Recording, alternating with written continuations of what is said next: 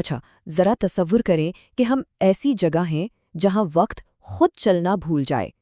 اس وضاحت میں ہم سیدھا آئنسٹائن کی اس حیران کن دریافت میں اترنے والے ہیں جس نے گریوٹی اور وقت کے بارے میں ہماری پوری سمجھ کو ہمیشہ کے لیے ہلا کر رکھ دیا۔ چلیے اس میں گہرائی سے اترتے ہیں اور کائنات کے سب سے عجیب رازوں میں سے ایک سے پردہ اٹھاتے ہیں۔ یہ کوئی عام کہانی نہیں ہے، بلکہ ایک ایسی حقیقت ہے جو کسی بھی سائی فائی فلم سے زیادہ عجیب لگتی ہے۔ تو سب سے بنیادی اور مرکزی سوال جو سامنے آتا ہے وہ یہی ہے کہ آخر ایک بلیک ہول کے قریب وقت اتنا سست کیوں ہو جاتا ہے؟ مطلب وقت جو عام حالت میں کبھی کسی کے لیے نہیں رکتا، اچانک کائنات کے ان عظیم اجسام کے قریب آ کر بالکل رینگ میں لگتا ہے۔ ایسا کیوں ہوتا ہے؟ آئیے دیکھتے ہیں۔ پہلا حصہ، بلیک ہولز اور وقت۔ آئیے اس پر آئنسٹائن کے نظریے کو سمجھتے ہیں۔ اب دیکھیں، آئنسٹائن کی تھیوری کی سب سے دلچسپ بات یہ ہے کہ یہ ہماری عام فہم کے بالکل ہی الٹ ہے۔ انہوں نے برسوں پہلے یہ واضح کر دیا تھا کہ وقت کوئی ایسی فکس چیز نہیں ہے جو ہر جگہ ایک ہی رفتار سے چلتی رہے۔ وقت کوئی دیوار پر لگی ہوئی سخت گھڑی نہیں ہے، بلکہ یہ لچکدار ہے۔ انتہائی شدید حالات میں، خاص طور پر ایک بلیک ہول کی موجودگی میں، وقت کا بہاؤ عجیب طریقے سے سست پڑ جاتا ہے۔ یہ سوچنا ہی اپنے آپ میں مائنڈ بلوئنگ ہے کہ وقت خود اپنے گزرنے کی رفتار تبدیل کر سکتا ہے۔ دوسرا حصہ، انٹرسٹیلر کی مثال۔ کائنات کے اس راز کو پاپ کلچر نے کیسے دکھایا؟ چلیے دیکھتے ہیں۔ یہاں وقت کے پھیلاؤ کا ایک حیران کن موازنہ سامنے آتا ہے۔ مشہور ہالی ووڈ فلم انٹرسٹیلر میں بالکل یہی سائنسی حقیقت دکھائی گئی تھی۔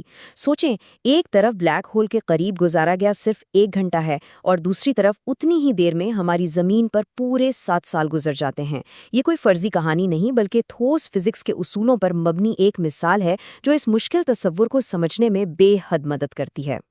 اس کہانی میں ہوتا کچھ یوں ہے کہ جب خلا باز ملر نامی سیارے پر اترتے ہیں تو وہاں کا وقت سب سے بڑا مسئلہ بن جاتا ہے۔ یہ سیارہ ایک نہایت ہی عظیم اور شکل و صورت میں خوفناک بلیک ہول کے بالکل قریب گردش کر رہا ہوتا ہے۔ اب اس بلیک ہول کی کشش ثقل اتنی شدید ہوتی ہے کہ وقت کا شدید پھیلاؤ، جسے ٹائم ڈائلیشن کہتے ہیں، شروع ہو جاتا ہے۔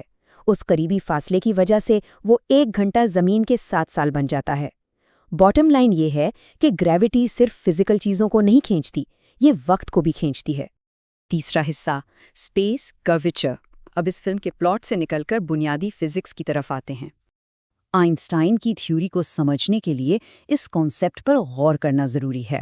اسپیس ٹائم کرویچر یعنی کائنات کی بنیادی چادر میں پیدا ہونے والا خم۔ دیکھیں، اس کائنات میں موجود ہر ایک چیز، چاہے وہ ایک قطرہ ہو یا پورا سیارہ، اپنے میس کی وجہ سے اسپیس اور ٹائم کے اس ڈھانچے میں ایک جھکاؤ یا گڑا سا پیدا کرتی ہے۔ اسے ایسے تصور کریں جیسے ایک نرم گدے پر رکھی ہوئی بھاری گیند اپنے ارد گرد ایک ڈھلوان بنا دیتی ہے نا، بالکل ویسے ہی۔ اور یہی وہ پوائنٹ ہے جہاں بلیک ہولز کھیل کو پوری طرح بدل دیتے ہیں۔ کیونکہ بلیک ہولز کا ماس ناقابل بیان حد تک عظیم ہوتا ہے، اس لیے وہ اسپیس ٹائم کی چادر میں جو خم پیدا کرتے ہیں وہ بھی بے حد گہرا اور شدید ہوتا ہے۔ ایک عام جھکاؤ کے بجائے یہ ایک ایسی گہری کھائی کی طرح بن جاتا ہے جس کے اثرات وہاں سے گزرنے والی ہر چیز پر بری طرح پڑتے ہیں۔ عام حالات اور بلیک ہول کے قریب والے سفر کا موازنہ کیا جائے تو فرق بالکل واضح ہو جاتا ہے۔ عام حالات میں سیدھی اور ہموار اسپیس میں سفر کرنے سے فاصلہ چھوٹا اور سیدھا ہوتا ہے، لیکن جب وہی سفر ایک بلیک ہول کے قریب خمدار اور مڑی ہوئی اسپیس میں ہوتا ہے تو فاصلہ لٹرلی کھنچ کر لمبا ہو جاتا ہے۔ اسپیس کسی ربر بینڈ کی طرح پوری طرح تن جاتی ہے۔ اسے ایسے سمجھتے ہیں، مثال کے طور پر سفر پوائنٹ اے سے شروع ہوا۔ اب کیونکہ راستے میں بلیک ہول کی وجہ سے اسپیس کھینچی ہوئی اور خمدار ہے، اس لیے پوائنٹ بی تک کا فاصلہ واقعی میں لمبا ہو چکا ہے۔ اگر رفتار وہی رکھی جائے جو عام حالات میں تھی تو ظاہر ہے اس لمبے اور کھینچے ہوئے فاصلے کو طے کرنے میں زیادہ وقت لگے گا۔ یہ سیدھا سا میتھ کا اصول ہے، لیکن کائنات کے پیمانے پر یہ سچ میں حیرت انگیز نتائج پیدا کرتا ہے۔ چوتھا حصہ، روشنی کی رفتار کا راز۔ لیکن ٹھہریے، کہانی یہاں ختم نہیں ہوتی۔ کائنات کا ایک آخری اور اٹوٹ اصول ہے جو اس پورے منظر نامے کو الٹ دیتا ہے۔ یہاں آئنسٹائن کی ایک اور نہایت اہم دریافت سامنے آتی ہے، روشنی کی رفتار۔ یہ کائنات کا ایک ایسا رول ہے جو کسی بھی صورت میں توڑا نہیں جا سکتا۔ چاہے حالات کچھ بھی ہوں، گریوٹی کتنی ہی زیادہ کیوں نہ ہو، روشنی ہمیشہ ایک ہی مستقل رفتار سے سفر کرتی ہے۔ اسے نہ بڑھایا جا سکتا ہے اور نہ ہی کم کیا جا سکتا ہے۔ یہ اس کائنات کی ایبسولوٹ سپیڈ لمٹ ہے۔ اب اصلی مسئلہ یہاں شروع ہوتا ہے۔ ایک طرف سپیس کا وہ لمبا اور کھچا ہوا فاصلہ ہے جو بلیک ہول نے پیدا کیا، دوسری طرف روشنی ہے جسے اس فاصلے سے گزرنا ہے لیکن اپنی رفتار کم کیے بنا۔ تو اگر راستہ لمبا ہو گیا ہے اور رفتار وہی رکھنی ہے تو روشنی آخر اس ٹکراؤ کو کیسے حل کرتی ہے؟ کائنات اس کانفلکٹ کو کیسے مینج کرتی ہے؟ اور بس اس پوائنٹ پر آ کر ساری پہیلیاں سلجھ جاتی ہیں۔ اس بنیادی اصول پر غور کریں۔ روشنی کی رفتار کو مستقل رکھنے کے لیے ہی وقت سست ہو جاتا ہے۔ یہی وہ عظیم راز ہے۔ جب روشنی اس کھچی ہوئی جگہ سے گزرتی ہے اور اس کی رفتار کسی بھی قیمت پر تبدیل نہیں ہو سکتی تو میتھمیٹکلی اور فزیکلی صرف ایک ہی چیز باقی بچتی ہے جو لچک دکھا سکتی ہے، اور وہ ہے خود وقت۔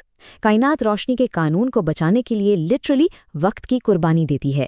وقت کا بہاؤ آہستہ ہو جاتا ہے تاکہ روشنی اس لمبے فاصلے کو اسی مقررہ رفتار سے طے کر سکے۔ وقت جھک جاتا ہے تاکہ روشنی کا قانون قائم رہے۔